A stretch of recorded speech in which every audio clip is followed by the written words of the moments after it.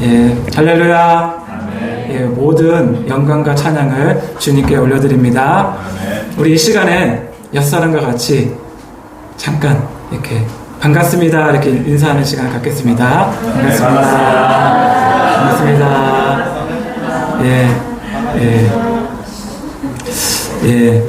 우리가 이렇게 하나님께 예배할 수 있음이 얼마나 감사하고 특권을 누리고 있는지 감사함으로 나아갔으면 좋겠습니다. 하나님 말씀 보겠습니다. 하나님의 말씀은 마태복음 6장 9절에서 13절 말씀입니다. 마태복음 6장 9절에서 13절 말씀. 교독하고요. 마지막 9절은 다 같이 한 목소리로 읽도록 하겠습니다. 그러므로 너희는 이렇게 기도하라. 하늘에 계신 우리 아버지여, 이름이 거룩히 여김을 받으시오며 나라가 임하시며 뜻이 하늘에서 이루어진 것 같이 땅에서 이루어지리이다. 오늘 우리에게 일용할 양식을 주시옵고 우리가 우리에게 죄 지은 자를 사하여 준 것 같이 우리 죄를 사하여 주시옵고 우리를 시험에 들게 하지 마시옵고 다만 악에서 구하옵소서. 나라와 권세와 영광이 아버지께 영원히 있사옵나이다. 아멘. 우리 성도님들이 모두 다 잘 알고 계시는 구절인데요. 오늘은 이 구절을 가지고 하나님 말씀 전하도록 하겠습니다. 잠깐 물 좀 마실게요.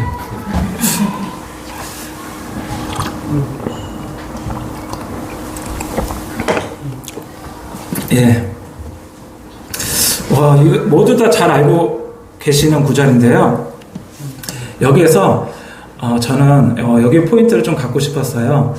이게 구절 어떻게 시작하죠? 구절 한번 다시 볼까요? 구절을 해주시면 다 같이 읽도록 하겠습니다. 시작. 그러므로 너희는 이렇게 기도하라. 하늘에 계신 우리 아버지여, 이름이 거룩히 여김을 받으시오며. 우리는 이 주기도문을 예수님께서 가르쳐 주신 거예요.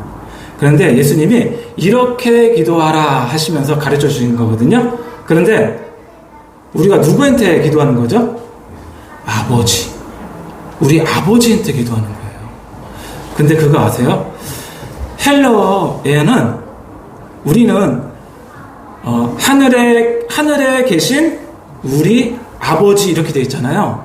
그런데 원어 헬러어에는 어떻게 되어 있냐면 아버지, 우리, 하늘 이렇게 되어 있어요. 그러니까 첫 단어가 뭐예요? 아버지예요. 아버지. 그러니까 우리는 이렇게 기도하라고 말씀하셨을 때 우리는 주기도문을 어떻게 생각하면서 해야 되냐면 첫 단어가 아버지니까 관계적으로 나아가야 돼요. 믿으세요? 우리는 아버지한테 기도하는 거예요. 그러니까 첫 마디가 뭐라고요? 아버지. 그런데 이 헬라어로 아버지가 뭐냐면 파텔이에요. 파텔. 한번 따라해볼까요? 파텔. 그리고 우리는 헤몬이고 그 다음에 하늘은 우라노스예요. 우리 잠깐 헬라어로 우리 하나님께 기도 한번 해볼까요? 따라하시면 돼요. 파텔, 헤몬, 호엔토이스, 우라노스. 지금 하나님께서 깜짝 놀라실 거예요. 아니, 우리 대한민국 사람들이 헬라어로 지금 나에게 기도를 하고 있다니, 그것도 헬라어로 아버지. 얼마나 멋있어요. 그래서 우리는 관계적으로 먼저 나아가야 된다. 우리 많은 교회에서 주기도문 언제 하냐면 예배 끝날 때. 그래서 빨리 한 다음에 아멘 하고 이제 예배 끝났다 가자 이런 게 아니에요. 예배 시간에 이거 하라고 준 게 아니라 예수님께서는 이렇게 기도하라고 우리에게 주신 거예요. 근데 주기도문 하니까 예수님께서 기도하신 거라고 착각할 수 있는데 그게 아니에요. 정확하게 말하자면 예수님께서 우리에게 가르쳐 주신 기도, 바꿔 말하면 우리 주보에 나와 있는데 제자들의 기도예요. 왜냐하면 어딜 보면 알 수 있냐면 12절 한번 볼까요? 12절. 오늘 본문 말씀 12절입니다. 다 같이 한 목소리로 읽도록 하겠습니다. 시작. 우리가 우리에게 죄 지은 자를 사하여 준 것 같이 우리 죄를 사하여 주시옵고. 예수님께서 죄가 있으신가요? 없죠. 근데 예수님이 이렇게 기도했을 것 같아요? 아니에요. 예수님은 우리 보러, 바꿔 말해서 제자들한테 이렇게 기도하라고 말씀하신 거예요. 만약에 여기서 예수님의 죄가 있으면 십자가에 못 박혀 돌아가신 거 아무런 의미가 없어요. 그분은 죄가 없으신 분이고 죄가 없으시기 때문에 우리를 위하여 대신하여 죽은 것이 효력이 있는 거예요. 맞죠? 그렇기 때문에 예수님께서 이렇게 기도한 게 아니라 우리들을 보러 이렇게 기도하라고. 예. 그래서 하나님께서는 우리에게 강제적으로 기도하길 원하세요. 야, 너희들은 이렇게 기도하는데 첫 단어가 뭐냐면 아버지예요. 아버지. 그러면 사실 여기서 아버지면 다 끝난 거예요. 우리 처음에 기도할 때 아버지 딱 이렇게 기도하면 하나님께서 그래. 거기면 딱 다 있는 거예요. 왜냐면 하나님께서 우리의 형편을 모두 다 알고 계세요. 우리의 환경을 다 알고 계세요. 그러니까 이 첫 마디가 되게 중요한 거예요. 아버지. 헬라어로 뭐라고요? 파테. 가끔 한번 해보세요. 예. 그리고 헬라어에는 파텔은 아버지예요. 그리고 우리 개역 개정에는 아빠라고 돼 있는데 그게 아람어예요, 원래. 아람어는 뭘로 돼 있었죠? 개역 예전 한글 보면은 아바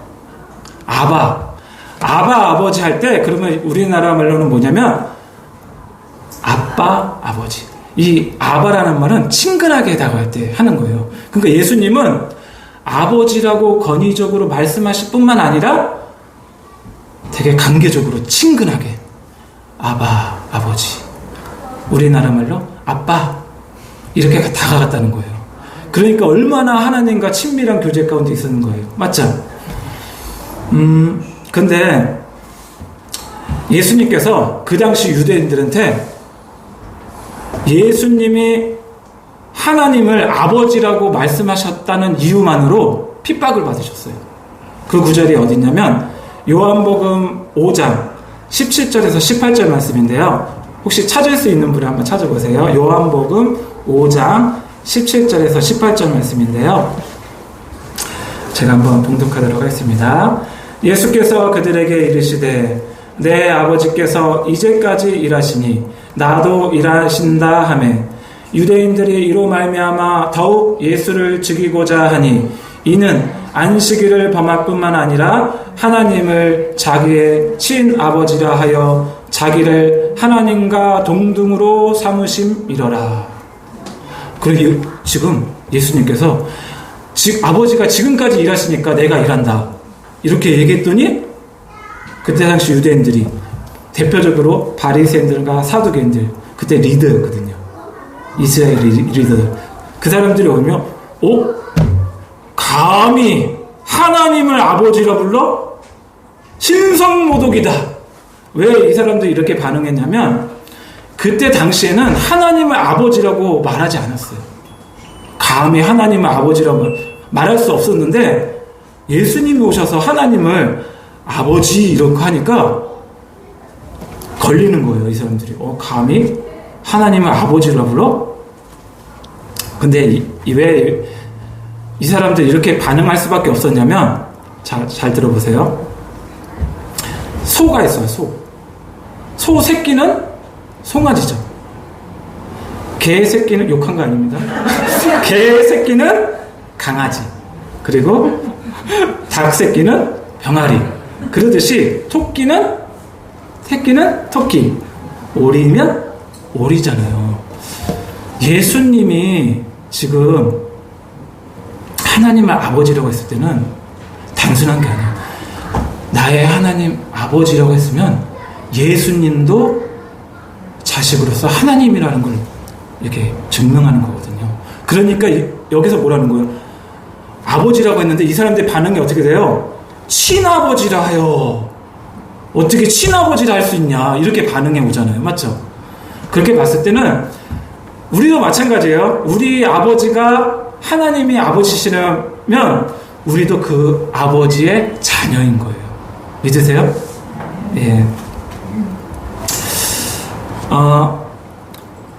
마가복음 14장 36절에 이렇게 되어 있어요. 가라사대 아바 아버지여 아버지께는 모든 것이 가능하오니 이 잔을 내게서 옮기시옵소서. 그러나 나의 원대로 마시옵고 아버지의 원대로 하옵소서 하시고, 예수님은 기도하는 거였거든요. 기도하는 가운데도 항상 하나님을 아버지라고 그랬어요. 아버지. 그때 당시에 제일 하나님을 많이 불렀던 게 뭐냐면 야훼, 바꿔 말해서 여호와 하나님이라고 불렀는데, 예수님은 아버지라고 부르셨어요. 그러니까 너희도 이렇게 기도하라고 하면서 아버지라고 이렇게 했잖아요. 그러니까 우리에게도 하나님을 아버지라 부를 수 있는 특권이 생긴 거예요. 왜냐하면 예수님께서 우리 보러 어떻게 기도하라고요?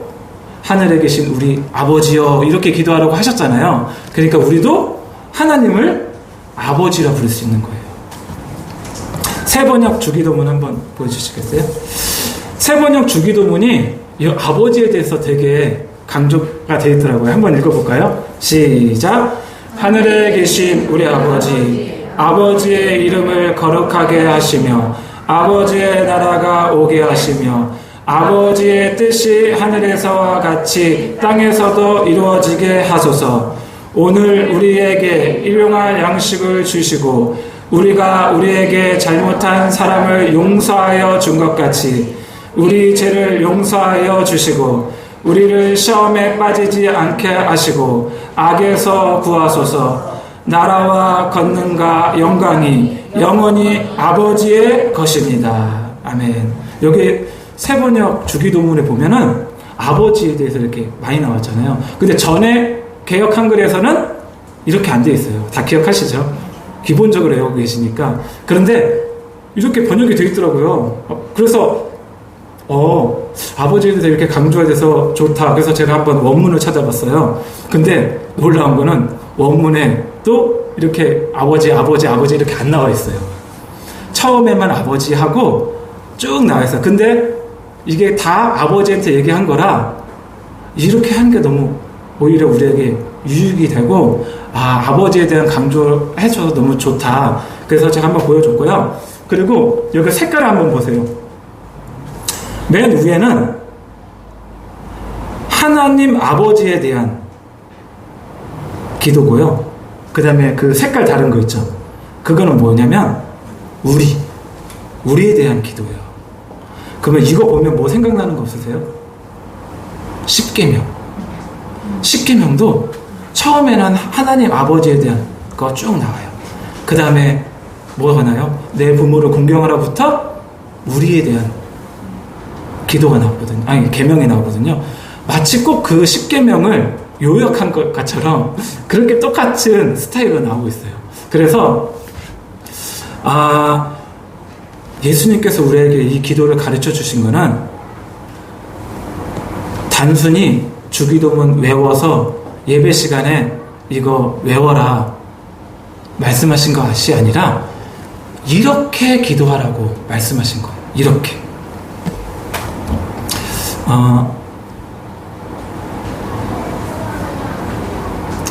로마서 8장 15절에 이런 말씀이 있어요. 너희는 다시 무수하는 종의 영을 받지 아니하고 양자의 영을 받았으므로 우리가 아빠 아버지라고 부르짖느니라. 아멘. 우리는 무서워하는 종의 영을 받지 아니하고 누구의 영을 받았어요? 양자의 영을 받았어요. 그래서 우리는 아빠 아버지라고 이제 부를 수 있어요. 우리가 신앙생활에 있어서 아빠 아버지가 자연스럽게 안 나온다면은 그게 문제가 있는 거예요. 하나님에 대해서 아빠 아버지라고 고백할 수 있어야 돼요. 그러면 우리 하나님의 아빠 아버지인데 아빠 아버지인 것이 믿어지세요? 네? 믿어지세요? 예수님께서 이 기도를 알려주실 때 그 문맥상에 보면 뭘 강조하셨냐면 너희는 무엇을 먹을까? 무엇을 마실까? 무엇을 입을까 염려하지 말라고 말씀하세요. 그런데 이 기도가 나오는 거 보면은 정말 예수님께서는 하나님께서 우리 아버지인 것을 더 강조하고 계신 거예요. 그러니까 단순히 우리 신앙 고백이 아니에요. 이 기도는 하나님께서 우리의 아버지 되신 것을 인식하고 살아가야 되는 거예요. 그래서 우리의 이런 모든 필요를 하나님께서 우리를 채워주실 거예요. 11절 한번 읽어볼까요? 11절 본문 말씀 11절입니다. 시작. 오늘 우리에게 일용할 양식을 주시옵고. 자, 그러면 이게 일용할 양식이 이런 뜻이 있대요. 그날 필요한, 오늘 필요한 거를 구하는 그 뜻이 있대요. 일용할 양식이. 그러면 여기에서 말하는 일용할 양식은 무엇일까요? 바로 첫 번째는 뭐냐면 말 그대로 일용할 양식이에요. 먹고 마시고 옷 입고 우리의 물질의 모든 필요한 거, 그게 바로 일용할 양식이에요. 그러니까 우리는 우리의 필요를 위해서도 하나님께 기도해야 돼요. 믿으시죠? 그 다음에 두 번째는 뭐냐면 아까 어떤 분이 말씀하셨는데 그게 뭐냐면 하나님의 입에서 나오는 하나님의 말씀이에요. 그걸 어디에서 보면 알 수 있냐면 신명기 8장 3절에 이런 말씀이 있어요. 너를 낮추시며 너를 줄이게 하시며 또 너를 알지 못하며 내 조상들도 알지 못하던 만나를 내게 먹이신 것은 사람이 떡으로만 사는 것이 아니요 여호와에서 입에서 나오는 모든 말씀으로 사는 줄을 내가 알게 하려 하심이니라. 아멘. 하나님께서 이 구절 몰랐을까요? 알고 계셨죠. 왜 알고 계셨는지 보면은 마태복음 4장 4절에 이런 말씀이 있어요. 예수님께서 시험 받으실 때 돌로 뭘 만들려고 그래요? 떡을 만들려고 하잖아요. 그러면서 이 신명기 구절을 인용하시면서 사탄에게 대적하거든요. 그게 뭐냐면 마태복음 4장 4절에 예수께서 대답하여 이르시되 기록되었으되 사람이 떡으로만 살 것이 아니요 하나님의 입으로부터 나오는 모든 말씀으로 살 것이라 하였느니라 하시니. 그러니까 예수님은 이 구절 신명기 구절을 알고 계셨어요. 그런데 여기 보면은 너희가 떡으로만 살 것이 아니야. 바꿔 말하면 빵으로만 살 것이 아니라 우리나라에 맞게 말하면 밥으로만 살 것이 아니야. 너희는 하나님의 입에서 나오는 말씀으로 살아야 돼. 그러니까 우리 주일날 목사님들이나 이렇게 말씀이 선포될 때 그날 주는 말씀을 가지고 살아야 돼. 그리고 우리 새벽 예배 드리시는 분은 아시겠지만 매일 뭐 해요?